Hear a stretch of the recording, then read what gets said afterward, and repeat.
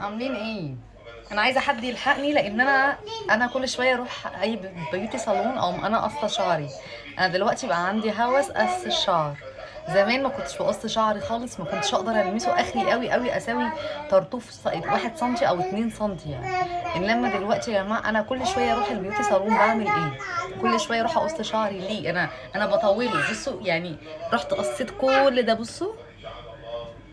مش يعني الراجل لما قصهولي قال لي شعرك، انا كنت مقصاه اللي هو تدريج بالتدريج، فقال لي عشان اقصهولك الطول اللي فيه مش ماشي مع بعضه، في حتت طويله قوي وحتت قصيره وحتت طويله وحتت قصيره. قلت له بس انا قصه من يعني العيد الصغير قصاه وكان فيه كده، فانا قصيت نصه عشان يطلع مظبوط.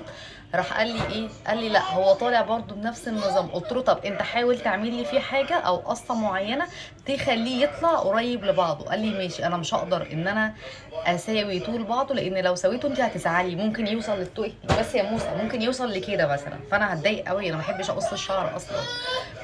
فراح قال لي ايه؟ قال لي خلاص انا هقصهولك يبقى الطراطيف قريبه لبعضها بس مش متساويه قوي. قلت له ماشي. برضه عمال يقص وانا ازعل، يقص وانا ازعل، بس مش بزعل قوي يعني، اللي هو عشان لو زعلت على الشعر قوي مش هيطول.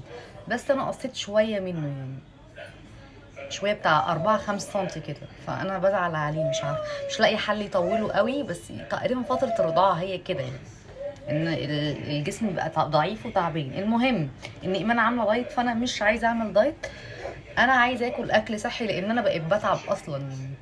فانا عايزه اكل اكل معاها صحي عموما.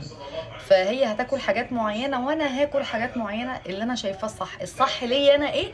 ان انا هوقف العيش والمعجنات والكيكات والحاجات دي، هتبقى بدلها فاكهه مثلا. ودخلت انا بدلها بقالي شهر وشويه شوفان في الاكل، يعني شوفان باللبن والحاجات دي. هبقى اما اجي اعمل الطبق اللي انا بعمله للغدا او وجبه تانية بتبقى الشوفان، هنزل لكم يعني هصور لكم انا بعمل ايه. فانا هنزل ايه بقى اللي انا شايفاه صحي ليا انا، ان انا جبت جبنه قريش وبيضتين مسلوقين وجزرايه. انت عندك اي خضار تاني وفي فلفل، بس انا مش عايزه، مش ليا نفس الفلفل النهارده. واي بقى خضار لازم تدخليه مع النظام الغذائي معاكي، ليه؟ بيعوض شويه الفيتامينات. وايمان عامله بذور الشيا وعامله لي من بالليل.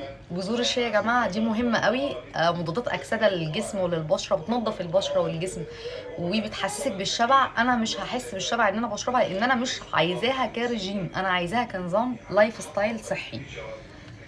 فهي لازم بذور الشيا تتنقع من بالليل. ليه بقى؟ لان هي ممكن تموت حد، تنزل على الرئه كده لو هي مش دايبه.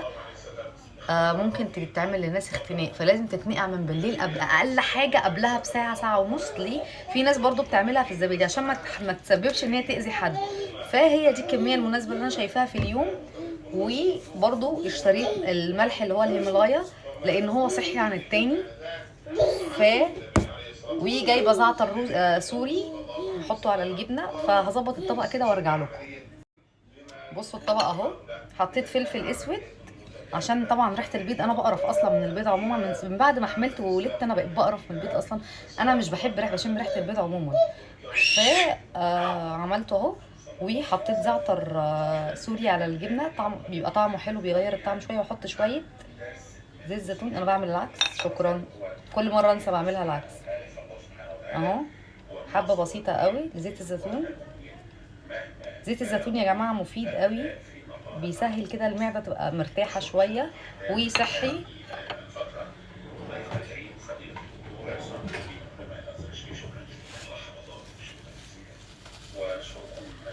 وحطيت شويه فلفل، احط شويه فلفل على البيض تاني عشان ما بحبش الفلفل بتاعي، ما بحبش البيض اصلا انا، بالذات صفار البيض ده انا بقرف. بس هروح افطر بقى وهعمل لكم الفيديو شويه كده، ساعتين كده بتاع الشوفان ولا حاجه، او 3 ساعات تاني.